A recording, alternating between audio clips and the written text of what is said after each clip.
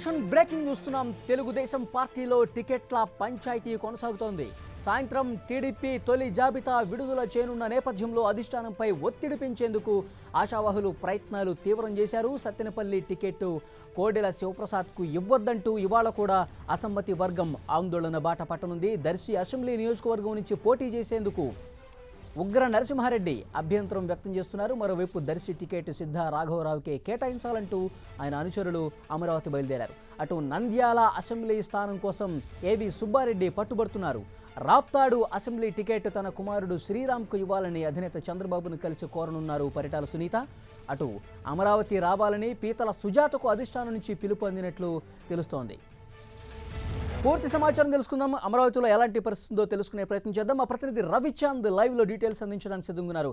రవిచంద్, తొలి జాబితా ఈరోజు సాయంత్రం విడుదల కానున్న నేపథ్యంలో ఆశావాహులు, అలాగే ఎవరైతే అభ్యర్థి తమకు నచ్చలేదో వాళ్ళకి వ్యతిరేకంగా నినాదాలు, ఇలాంటి సిచ్యువేషన్ కనిపిస్తుంది. ఏంటి, పలు నియోజకవర్గాలకు సంబంధించి సందిగ్ధత ఇంకా కంటిన్యూ అవుతుంది కదా, అక్కడ పరిస్థితి ఏంటి?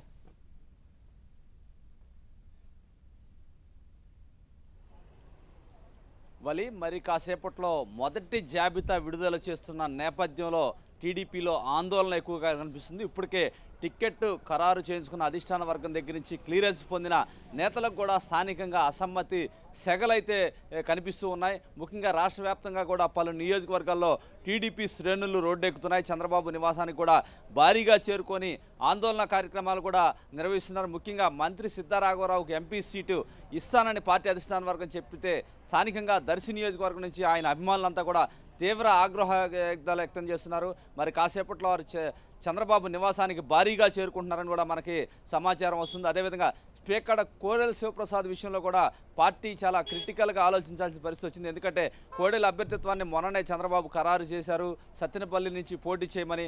కానీ స్థానికంగా తీవ్ర వ్యతిరేకత వ్యక్తం అవుతుంది.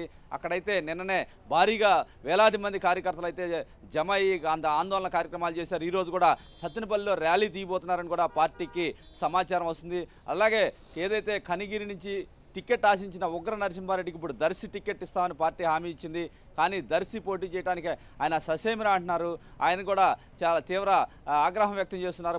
మొన్నే పార్టీలో జాయిన్ అయ్యారు. ఆయన కూడా ఇబ్బందికర పరిస్థితుల్లోనే ఉన్నారు. ఇక్కడ స్థానికంగా కూడా నిన్ననే గోపాలపురం కావచ్చు, పోలవరం నియోజకవర్గం కావచ్చు, అదేవిధంగా అనంతపురం, పుట్టపర్తి నియోజకవర్గాల నుంచి కూడా భారీ ఎత్తున సిట్టింగ్ ఎవరైతే పార్టీ ఖరారు చేసిందో వారికి వ్యతిరేకంగా కూడా ఆందోళనలు అయితే జరుగుతున్నాయి.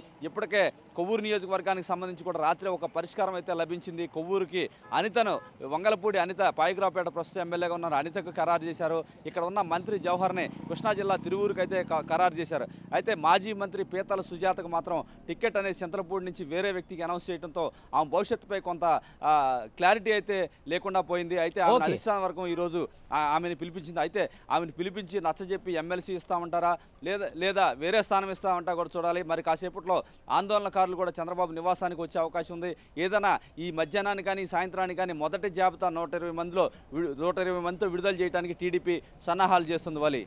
Thank you Ravichand.